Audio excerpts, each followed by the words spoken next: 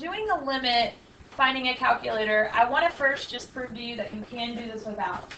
So I already have this part factored so that you could see easily that you would get 0 over 0. And there's a hole here. But what we would do is we'd cross off the x minus 2's, and then you'd plug 2 in for x, and what would this limit be? It would be 5.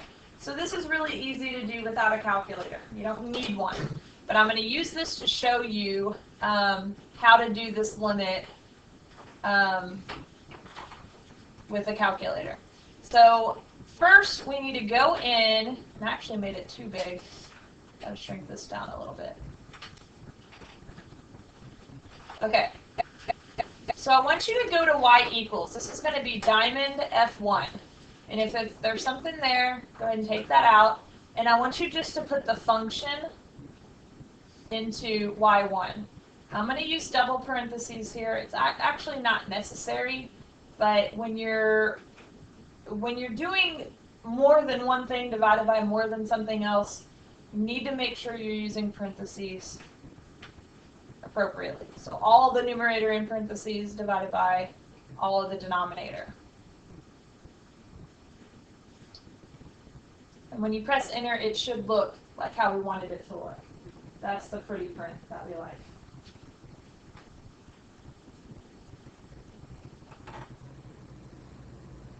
And as long as your y1, once you press enter, looks like this, then you used your parentheses correctly. Okay. So what I want to do is look at what's happening with the limit when x is really close to 2. Okay, and we're going to actually do this on the table, not on the graph. Because your graph doesn't really graph holes very well. It doesn't even look like there's a hole there because one little tiny point on a graphic calculator, we put the big circle, but your calculator is just going to skip that pixel, and most of the time you can't even tell. So we're going to go to the table. So if you look right above F4, this table set, you're going to do diamond F4, and I want my table to start at 2. Really, it's always just this number. Whatever your limit is going to, as x is going to, that's where you want your table to start. Then you're going to go down and notice that I have 0.001, if you can't read that from your sheet. You just need to put a little small value. The reason we need to do this is because I don't care about when x is 2, but I really do care about when x is really close to 2. So instead of my table going in increments of 1, like x equals 2, x equals 3, x equals 4, I want to get really close to 2. It doesn't matter what you put here as long as it's a really small decimal. All right, now once you change this, you got to make sure it saves. So if you press enter once and it looks like nothing's happening, press it again. You have to make sure it saves. You can't just exit out of it. Now when we go to the table, if you notice tables above F5, again we're going to do diamond F5. And if I kind of scroll up so that we can see, this is what your table should look like. If it doesn't, then you didn't do your table setup right, or you didn't enter in your function right. And you can always go back. If you're not sure, just go back to your table set. And now my table set says 1.998 because I moved it, so I'm going to hit 2 again. You always want that to be where your limit's going to. And so when I look at my function, notice that I have undefined next to 2. Why is that? There's a hole, so there's no point there. Okay. This 4.999, that's my left-sided limit. And so I made my increment pretty small so that you could see as x is getting closer and closer to 2, the y values getting closer and closer to 5, which we already found was our limit. So the left-sided limit's actually always going to be right above it. Did I say right? The left-sided is above it. The right-sided is below it. And so here we have 5.001. Now, if you made that increment not 0.001, but like 0.000001, these would actually all say 5 because your calculator would round. Okay? So that's how you find just a basic limit. All right? Not too difficult, right? Okay, I want to go ahead and do another problem now. And we're going to find the limit as x approaches, I'm going to change it up this time, -3 of 5 over x plus 3. Okay, so if we were doing this by hand, and I plugged in -3, what would you get?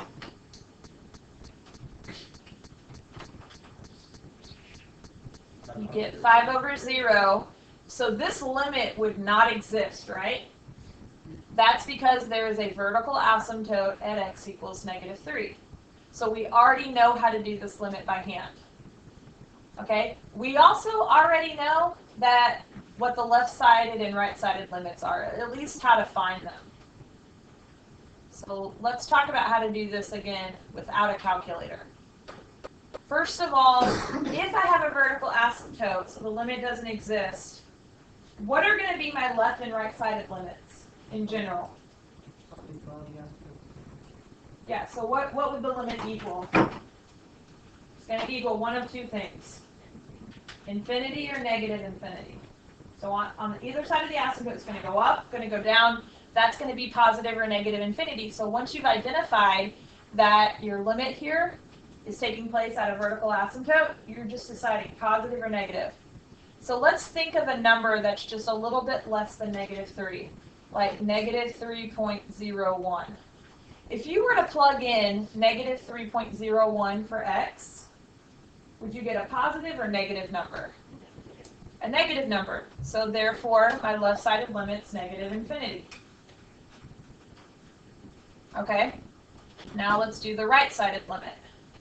As x approaches -3 from the right of this function, again, you'd think, okay, well, what's a number that's just a little bit bigger than -3? And I realize these are negative numbers, and I chose that, so you really have to think. That would be like -0.299. And this time when I plug that in and add it to 3, I'm going to get a positive number. And it makes sense that one's positive and one's negative. It does happen like that most of the time. So this is how we would have figured out this limit and these one-sided limits. So this is just good review in general. Okay, now let's go ahead and go back to y equals, so diamond F1. Clear out what you have, and let's enter in 5 divided by x plus 3.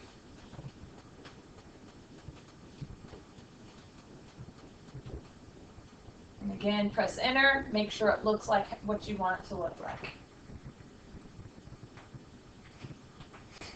Where am I going to go next? The table setup. So diamond F4. And where do I want my table to start? -3. So -3. And then again, this just needs to be a small number. 0.001 is fine. Make sure you save it by pressing enter. And if you have to press enter more than once, do it. But make sure you save it. Now we're going to go actually look at the table. Again, I'm going to go up a couple so we can see both sides. So again, I have this undefined at -3. That's because of the vertical asymptote. So you can't tell by looking at the calculator just with this undefined. You don't know whether it's a whole or a vertical asymptote until you look at the function. So you have to be able to do this without to know which one it is. All right, look at the left-sided limit, -5,000. If my increment had been a lot smaller, this number would be maybe like -5 billion. Look, negative big, when we're doing limits on the calculator this way, is just always going to be negative infinity. Here's another reason I know. These two numbers, if we really were approaching -5,000, like we were leveling off, then this number up here, this -2,500, should be pretty close to it. Okay, so if this is jumping, that's because you're approaching negative infinity, or for the right-sided limit, positive infinity. So this is a way you can do a lot of these limits. Now on the test, you're going to have to do these by hand. You're going to have to show all your work. But if you want to check your answers with your calculator, that's a great idea. But you don't have to know how to do it with your calculator yet. But hopefully this isn't too hard and something that you can kind of incorporate into your catalog.